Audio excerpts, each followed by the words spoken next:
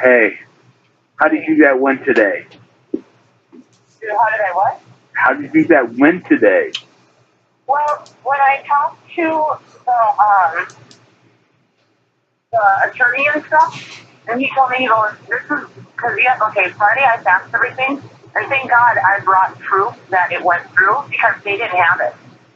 But I had copies of everything, so I had brought it with me. And I said, well, I faxed everything to you, so that's why they didn't have anything on file. And so they couldn't do anything. But when I talked to the attorney, he goes, no, he goes, really wants to be with you guys and, live with you. And he goes, I think it's a good match. He goes, I can't be your attorney. He goes, just file everything. And he goes, they'll set up a date and you come in and they're going to let him go with you. So that's why I was just like, let it go and everything is going to be fine. But Diane, I agree with you about Diane. I will tell you that. Because did you see how she was, oh, well, Dan doesn't think. And I'm like, what the hell does Dan know? Right, Dan just has some kind of premeditated feeling against you. That cunt just wants the money and she just wants control. Yeah, exactly. I totally agree with you. And Dan, at Connor's graduation, I asked him, I'm like, Dan, I go, where's Ruben? I go, it's like he just disappeared. I go, what happened? He's like, what the hell do I care? They don't have anything he doesn't have anything that I want anyway. Well, here's what happened with that. There was a period of time, all right, your beautiful husband died, right? Yeah. And all of a sudden, I'm sitting there, and my dad never even told me about this. So I show up at the house. I just call him randomly, and then Dan's there. And I don't think Dan has any bad motives, but my father was like, oh, if Dan wasn't here, I don't know. This whole shit is, I'm just blessed that you're stepping up, but that fucking cunt sat and said that in court that fucking Dan wants her to be the conservator, and she just wants about the money. I've been trolling her online, saying I just sent texts today, how the fuck do you justify? Because I sent her a message. Hey, can my dad go spend a weekend with Karri? And she doesn't get back. Oh, it'll be interesting to see what she says on that one. Well, I just have to figure out, because when I talk to the social services person, she doesn't know. Here's where I fucked up. All right, you got to file complaints. Everything has to be in writing. I'm going to get all these audios together, and I'm going to send them to social services. You don't fucking complain on the phone. You complain as far as a written letter to social services. Because social services, first of all, I would like to bang the hell out of that nice lady. She's gorgeous. I don't think that's going to happen, but I don't know. It just makes me just so fucking angry. I just hate that woman, and the word hate is not cool. Well, see, and when we came out of the courthouse, and then I couldn't believe, because I had to go hug your dad. I'm like, okay, well, let me go, because you were walking away and stuff. And she went she joined into the group, and I'm looking at her, what the hell? So we came out, and I go, come on, let me talk to Dan. Now, I sat there and I told her that I did this filing, and I talked to social services, and I talked with the attorney, and I said, so do I call Diane and let her know? And they told me no. I said, so just so you know, I'm not doing anything behind your back. And she goes, well, they called me up, and I called Dan. Or no, she didn't say anything about calling Dan. And I said, oh, okay. I said, well, then you're good with it, whatever. And that's when your dad went and talked to the attorney, and then I went in and talked to him, and he just, when I walked in there, he just goes, no, he goes, you know what? He goes, Ruben really wants to live with you guys. He thinks you guys have a great relationship, and I said, we do. I said, Ruben and I don't have, we've never gotten into an argument of any kind at all. And, so then he's like, yes, he goes, I just think that'd be great. He goes, I'll put my word into the judge. He goes, today what's going to happen is it's going to continue, and she'll be the consecutory or whatever person. And he goes, you fire.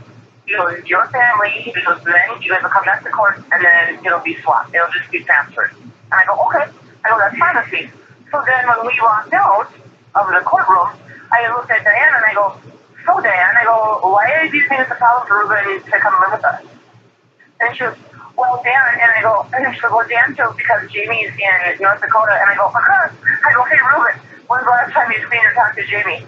And he's like, oh, gee, I don't know. And I go, maybe it's Sherry's funeral? He's like, yeah. And I go, I can't do Jamie then at your house. I don't know, she's been a couple times. I go, yeah, and you lived there for what, 15 years? I go, so no. I said, I'm sorry. I said, I don't agree with that. I said, he needs to be with family every day. Not somebody that's going to show up once a year, maybe. And that's why I said, no. She goes, well, did you, and then this is when I just went, because I was pissed when I was in there. My cheeks just went red. She goes, well, did you apply for both guardianship and the conservatorship or whatever it is? And I go, yeah, I did. And she goes, well, and I go, a really good friend of mine, I go, number one, Dan, I said, my mom lives about 3 blocks away from me. I said, she'll be at my house every morning when I leave, and she will be there until I get home from work. I said, I also have 2 children that are in the house that can help me out too. I said, and Ruben, we can hang out together. I said, we're just talking on the phone here today. I said, it's going to be nice to have company. I said, my niece also is looking for it. I can do that. My best friend, her daughter has been on disability since the day that she was born, and she told me she would show me every single thing on how I have to detail and how I have to log, and she's got a book that I can just copy off of so that I can keep organized with it. I said, so you know, Diane, I've done my homework. Yeah, but the thing, and my phone's about to die, but she is a control freak, but here's the problem with my father. He's going to play both angles.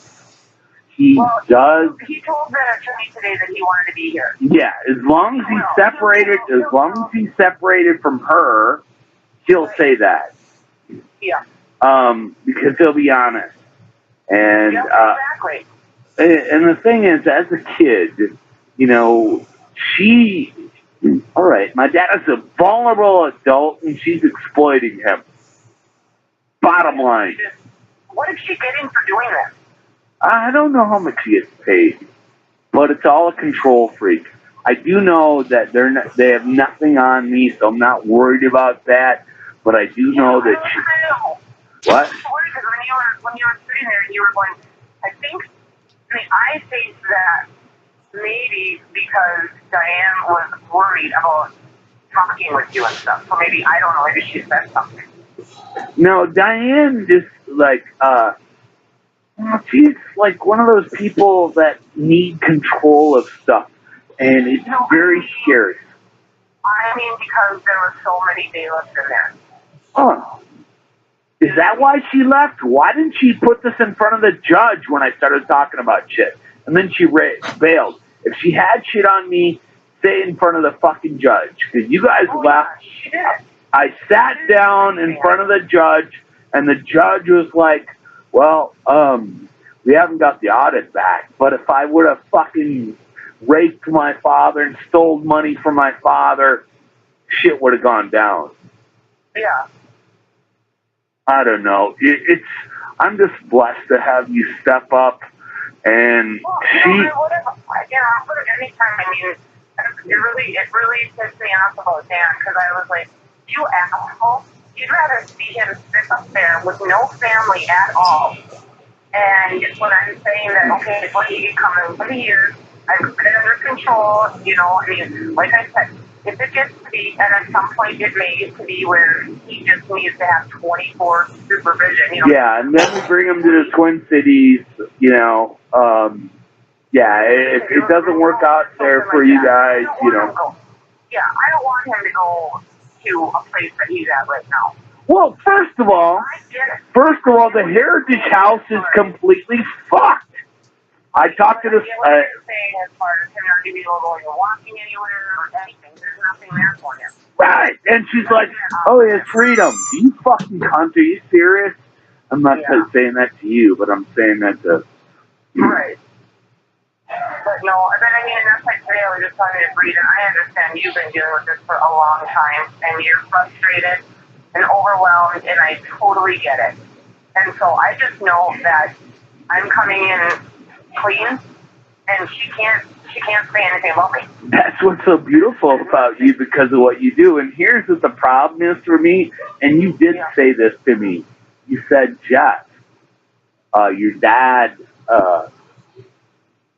he's, I don't know how you said it, but he's not the same person. But that's what's really, really hard. And I'll tell you, he looks like hell to me today.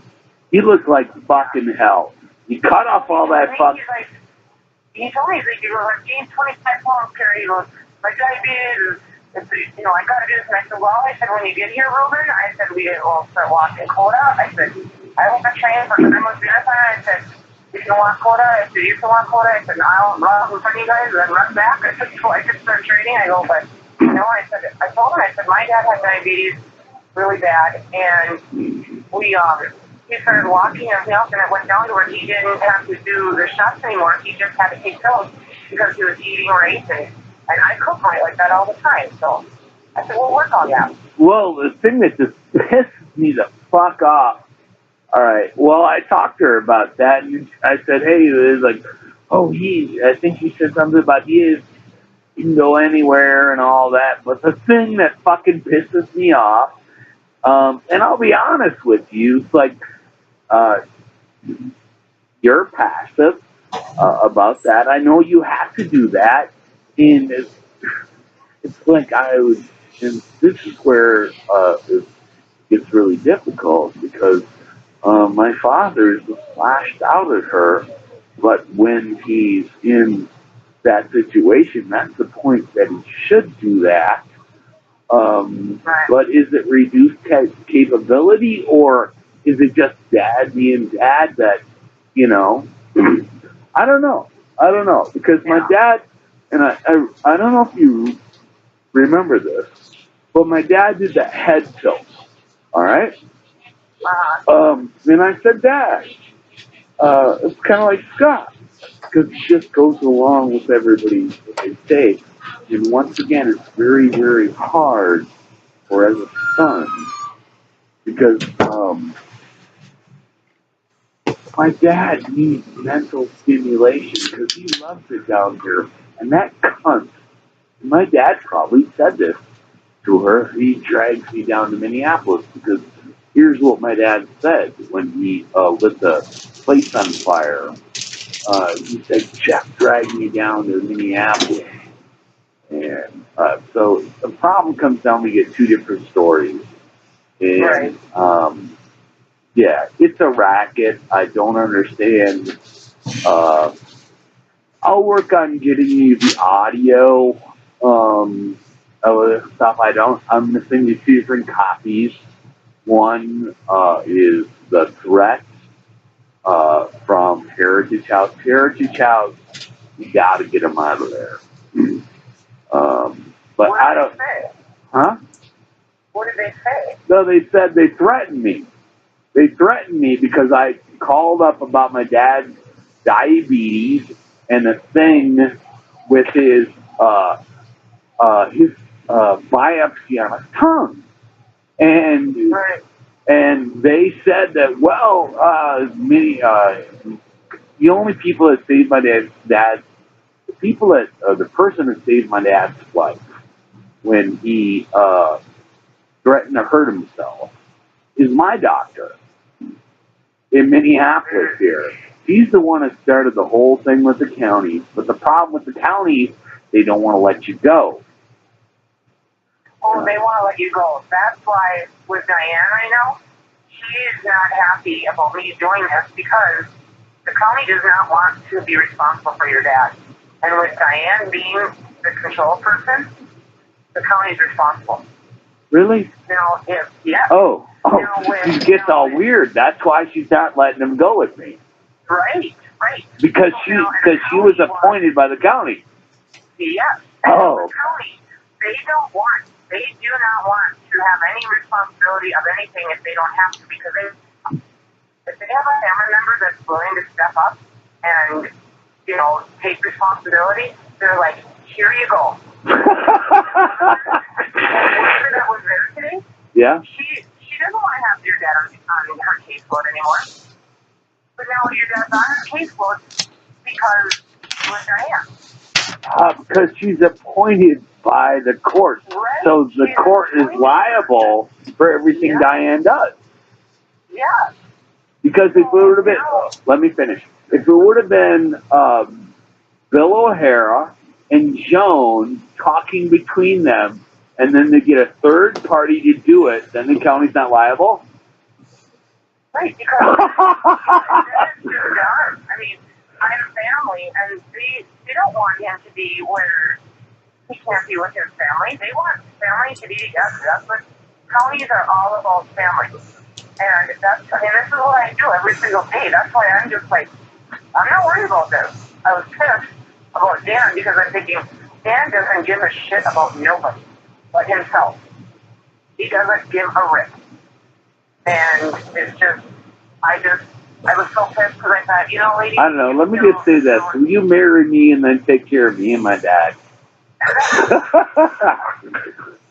you know, and I've seen it go both ways. I mean, because we're placing children in homes and stuff, and then all of a sudden I have a grandparent or somebody that steps up to the plate after this family has already accepted this child into their home and has had this child in their home for 2 years, and then all of a sudden out of nowhere, right when they're going to do a transfer, this family member steps up and they're like, oh shit, now what are we going to do? And then the child has to go with family. So this whole thing's about liability. It's a basic liability. You know, they don't want to be liable if they don't have to. And then here's the thing too, is that now the county, there is potentially at some point, you know, what did Diane tell me, like 18 months, that she had it figured that he could be a heritage house and his money will be gone and the county will take over and be responsible. Now with him living here, it's going to cut that into a third. Yeah. Now instead of 18 months, we're looking at what? 18, you know, we're looking at triple the amount of time. Well, the thing is, too, when my dad's money's gone, she's gone. And then I can bring my dad down here. It's like, because they don't fucking care. Well, no, she's not gone still. They're still going to pay her. Really? She's still going to get paid, yes. She'll still get paid once somebody's gone. I don't know. I just. She would still be responsible for him. It's kind of like doing foster care, but you're just kind of watching over the people. Like, in adult protection, you're going and watching and making sure that they're okay and all that. I mean, but you're still getting paid to do that, but you just don't have, it's a different part of it. Like you have foster care where it's for little kids, where you have to sponsor them all the time. One is an adult, and they're in a group home, or they're in a facility. You just got to make sure that things are going well, and maybe stop in once a month and check on them and do that kind of stuff. Yeah, stop in once a month. My fucking dad, well, you know. Exactly. He deserves more than that. He does. You know, and that's why today when I just looked at it, at first I was saying, I was like, all right, Terry, just back it off. I looked at it and she goes, well, you know, he's fine where he's at. And I said, no, he's not. I said, he has a family that wants him to live with him. Yeah, see, I didn't see your guys' communication. I just, as you can tell, I was a little high-strung, shall we say just that. See, and that's what I kept telling you, just, you know, kind of, back off. Yeah, well, it's hard for me to do that. Hey, I got to call you tomorrow. Bye-bye. Bye-bye. Okay, bye.